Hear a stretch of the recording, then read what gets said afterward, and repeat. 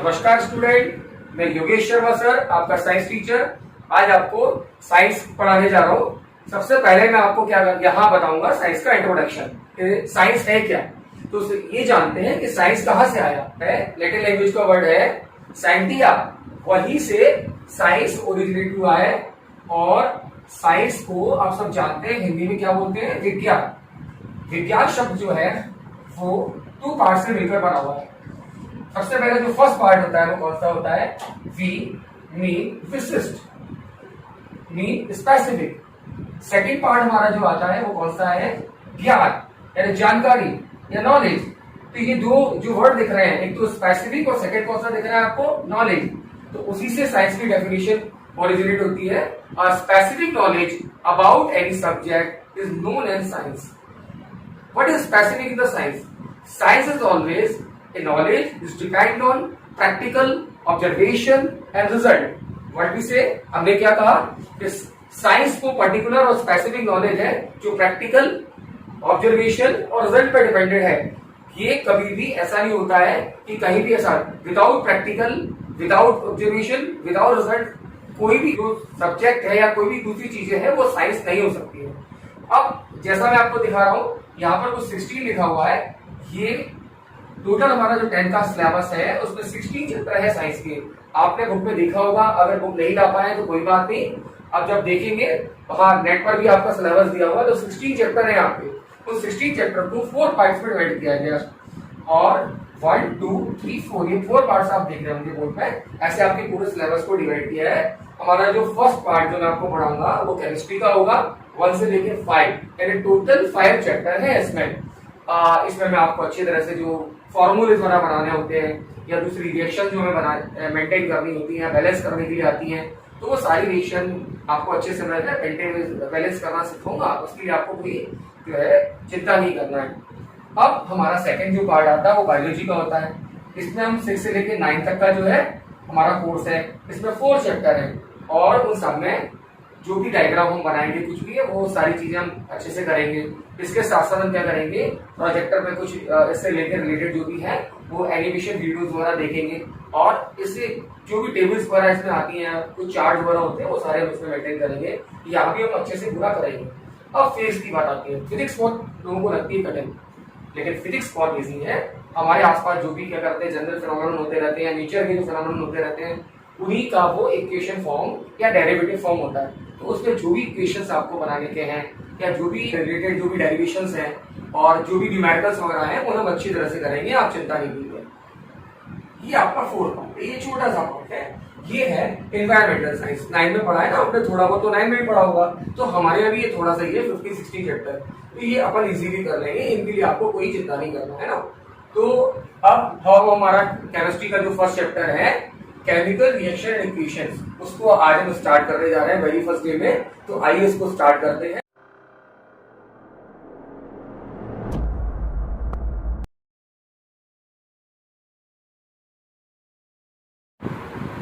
ये हमारा साइंस का केमिस्ट्री का फर्स्ट चैप्टर है, केमिकल रिएक्शन एंड इक्वेशन।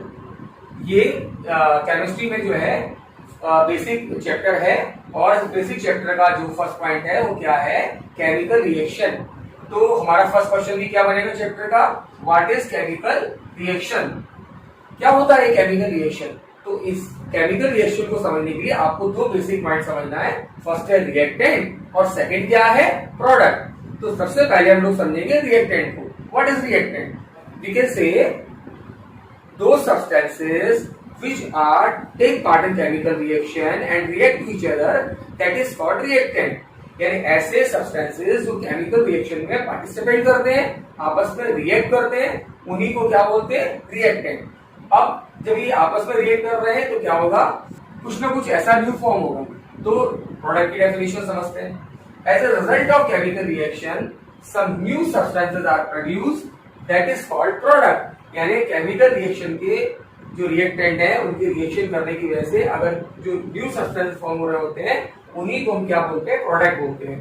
अब यहाँ पर दोनों चीजें क्लियर हुई आपको। जिन लोगों को क्लियर नहीं हुआ उनके लिए मैं एक बार फिर से बता दूं कि two substances take part in chemical reaction and react to each other, that is called reactant. As a result of this reaction, some new substances are produced, that is called product. तो यहाँ मेरे कहने का मतलब ये था कि जो सब्सटेंसेस केमिकल रिएक्शन में पार्टिसिपेट कर रहे हैं और रिएक्ट कर रहे हैं वो कौन होंगे?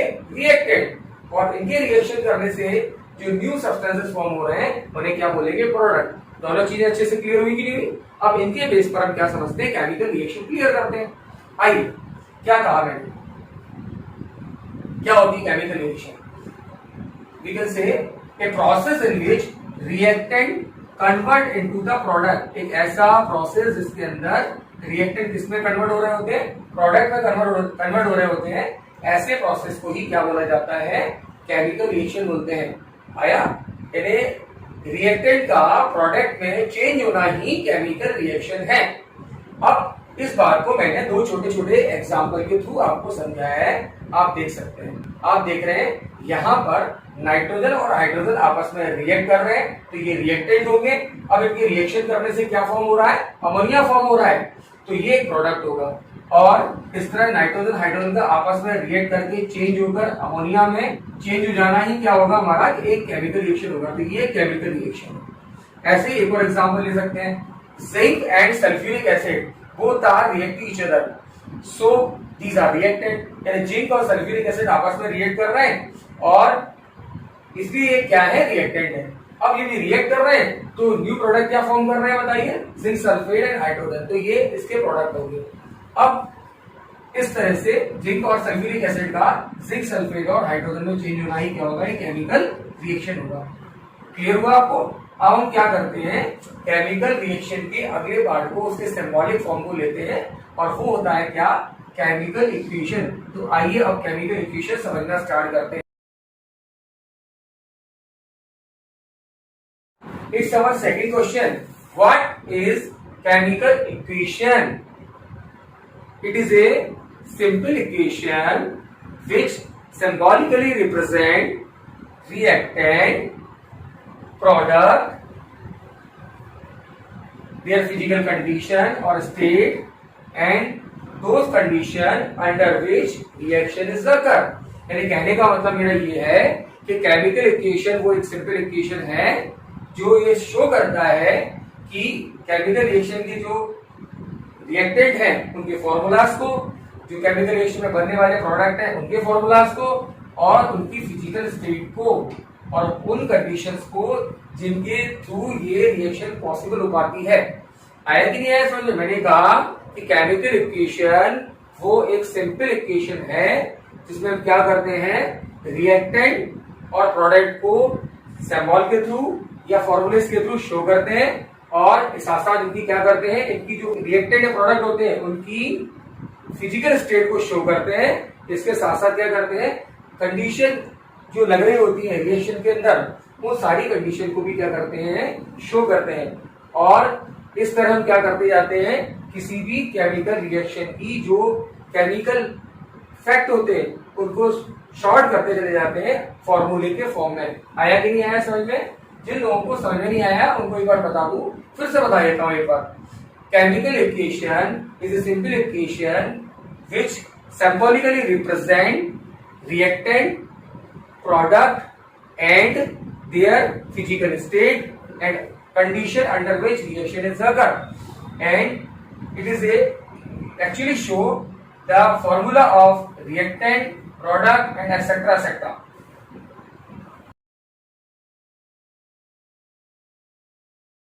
तो ये हमारा नेक्स्ट क्वेश्चन है. What is skeletal equation? Actually skeletal equation a equation which only represent और show the symbol and formula of reactant and product. It is not a balanced equation. क्या बताया मैंने कि स्केलेटल इक्वेशन वो equation होता है जो रिएक्टेंट और प्रोडक्ट के केवल जो फॉर्मूलेज होते हैं, सिंबल्स होते हैं, उनको शो करता है. ये अनबैलेंस इक्वेशन है, कोई बैलेंस नहीं होता है इसमें. अपनी इस बात को समझाने के लिए कि ये इक्वेशन जो हमने एग्जांपल में लिखा है एक स्केलेटल इक्वेशन है या नहीं है, हम क्या करेंगे?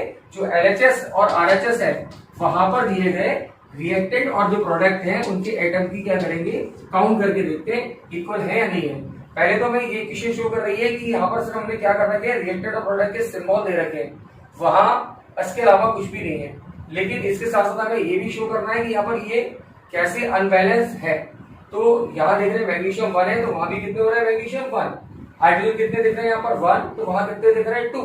यहाँ क्लोरीन कितना दिख रहा है 1, तो वहां कितने दिख रहे हैं आपको 2। इट मीन ये कैसी है, अनबैलेंस इक्वेशन है। ये केवल रिएक्टेंट और प्रोडक्ट के सिंबल को ही रिप्रेजेंट कर रही है, not to their balancing state. So we can say it is a perfect skeleton equation.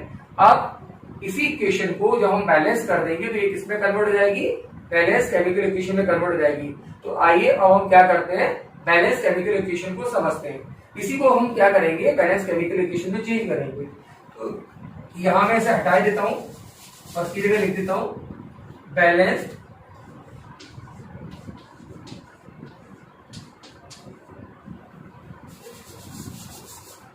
Chemical equation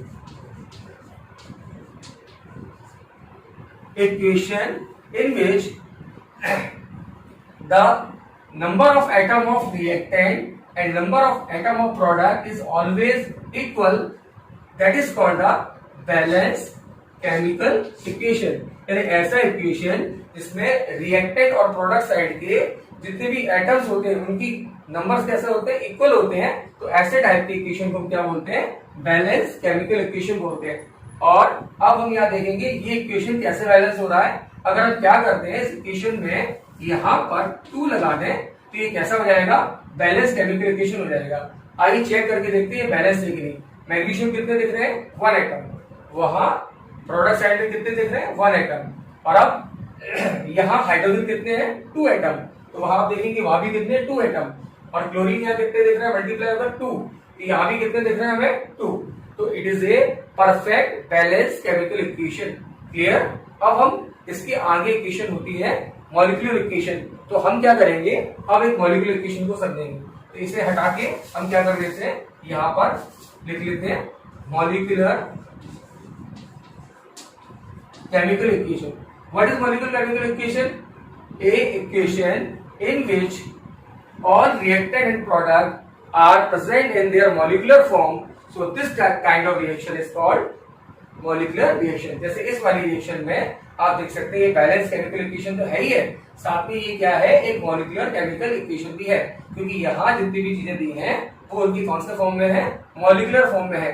so clear हुआ कि नहीं हुआ आपको कि क्या होता है, यानी ऐसा रिएक्शन इसमें रिएक्टेंट और प्रोडक्ट उनके मॉलिक्यूलर फॉर्म में होते हैं, तो वो रिएक्शन कैसा होता है, एक बैलेंस या मॉलिक्यूलर केमिकल इक्वेशन होता है। अब केमिकल इक्वेशन को क्यों बैलेंस करना नेसेसरी है या कंपलसरी है, उसके लिए हम थोड़ा सा एक आपको लॉ बताते हैं, उस ध्यान से सुनिए।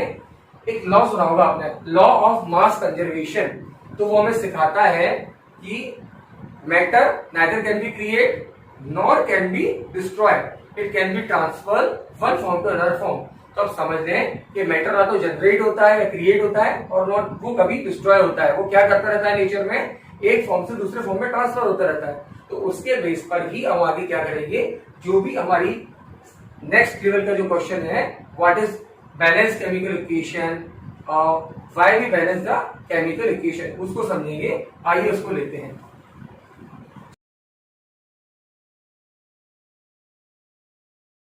So it is our next question. What is balanced chemical equation and why should be chemical reaction balance? तो इस क्वेश्चन में हम देख रहे हैं 2 पार्ट्स हैं। हम 1 बाय 1 ए और बी बनाकर उसको क्लियर करेंगे। हमारा पहला जो पार्ट है वो कौन सा हो जाएगा, what is balance chemical equation. हम पहले भी इसको डिस्कस कर चुके हैं, फिर भी एक बार और क्लियर कर लेते हैं। A balanced chemical equation is which equation in which the number of atom of each element of both side of reaction is always equal। कहने का मतलब ये है कि बैलेंस केमिकल इक्वेशन वो इक्वेशन है जिसमें रिएक्शन के दोनों साइड में, यानी रिएक्टेड साइड में और इसके साइड में, प्रोडक्ट के साइड में जो नंबर ऑफ आइटम है वो कैसे हैं, इक्वल है। आइए उस बात को चेक करने के लिए कि जो हमने बोर्ड में एग्जांपल इक्वेशन दी है वो एक बैलेंस केमिकल इक्वेशन है कि नहीं, तो उससे हम क्या करते हैं, चेक करके देखते हैं। जैसे हम देख रहे हैं यहाँ पर कितना हमने क्या लिखा हुआ है, ये 2mg, यहाँ कितने दिखाई पड़ रहे हैं 2mg, तो वहां भी हमें कितने मिल रहे हैं 2mg। अब यहाँ मिल रहे हैं ऑक्सीजन कितने हैं बताइए 2, तो वहां भी हमें कितने दिख रहे हैं 2 ही दिख रहे हैं। तो हम देखते हैं कि रिएक्शन की दोनों साइड में क्या है, ये सारे जो एटम्स हैं इक्वल है, रिएक्टेंट के भी एटम और प्रोडक्ट के एटम सब इक्वल दिखाई दे रहे हैं। तो ये क्या होगा, बैलेंस केमिकल इक्वेशन होगा। अब हम क्या देखते हैं, इसी क्वेश्चन का जो सेकंड पार्ट है वो दिया हुआ है कि why should be chemical reaction balance. You know, आप जब जानते हैं, आपने रूरल क्लासेस में भी पढ़ा होगा कि law of mass of conservation, नहीं पढ़ा तो कोई बात नहीं, मैं बता देता हूं फिर से। क्या था वो लॉ, कि matter neither can be create and nor can be destroyed, it can be transferred one form to another form। यानी मैटर ना तो क्या होता है जनरेट होता है ना डिस्ट्रॉय होता है, वो केवल एक फॉर्म से दूसरे फॉर्म में चेंज होता रहता है। इट मीन ना तो रिएक्टेंट के एटम घटेंगे ना ही प्रोडक्ट के एटम जो है बढ़ेंगे, यानी दोनों कैसे रहेंगे, इक्वल रहेंगे। केवल उनके क्या होंगे, जो रिएक्टेंट और जो प्रोडक्ट है वो केमिकली चेंज हो जाएंगे, अंदर जो उनका जो है वो कभी चेंज नहीं होगा। तो इसीलिए क्या करते हैं, जो रिएक्शंस हैं उनमें दोनों तरफ के जो एटम्स हैं वो कैसे रखने पड़ते हैं, इक्वल रखने पड़ते हैं। तो आपका सेकंड जो आंसर है बी वाला आंसर आपको क्लियर हुआ कि नहीं हुआ। अब हम क्या करेंगे, अपने अगले क्वेश्चन पे जाएंगे और अगले क्वेश्चन पे ध्यान देंगे। हम यहाँ अब टाइप ऑफ रिएक्शन पढ़ेंगे, रिएक्शन के कई टाइप पढ़ने जा रहे हैं। सबसे पहले मैं लेता हूँ यहाँ पर कॉम्बिनेशन रिएक्शन क्या होती है। आइए पढ़ते हैं कॉम्बिनेशन रिएक्शन क्या।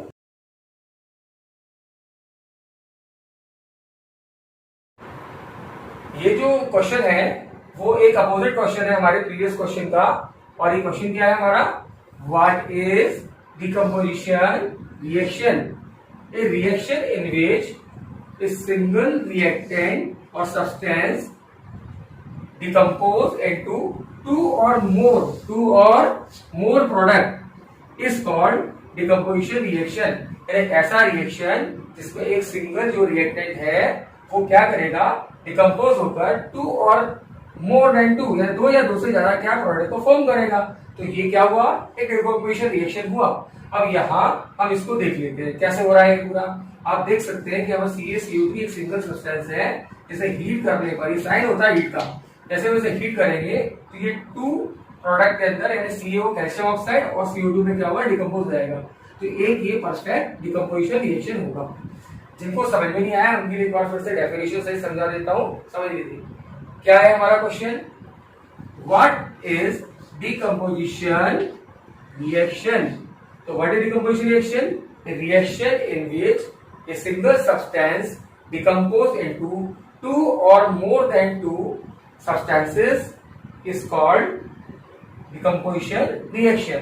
यानी मैंने इसके धीमे समझाया कि आपको समझ में आए, थोड़ा सा बताता हूं आपको। एक ऐसा रिएक्शन जिसमें एक सिंगल सब्सटेंस जो है वो किसमें 2 या 2 से ज्यादा, यानी 2 एंड मोर देन 2 सब्सटेंस में डिकम्पोज हो जाता है, ब्रेक हो जाता है। तो ऐसे जो रिएक्शन है उसको क्या बोला जाता है, डिकम्पोजिशन रिएक्शन बोला जाता है। क्लियर। आइए आगे बढ़ते हैं अगले क्वेश्चन पे। अब हम पढ़ेंगे कौन सा, डिस्प्लेसमेंट रिएक्शन, जो हमारा next question.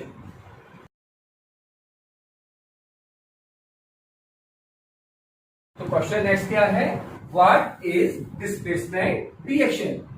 What is displacement reaction, displacement reaction is which reaction in which a more reactive metal displace the less reactive metal, so this kind of reaction is called displacement reaction।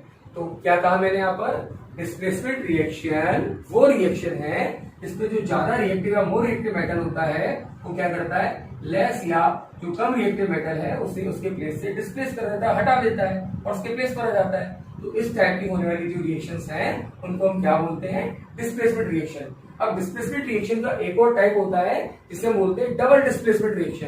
तो अब हम क्या करेंगे, एक और displacement पढ़ेंगे जिसे हम क्या कहते हैं, डबल डिस्प्लेसमेंट। तो आइए उसको थोड़ा सा देखते हैं क्या होता है डबल डिस्प्लेसमेंट।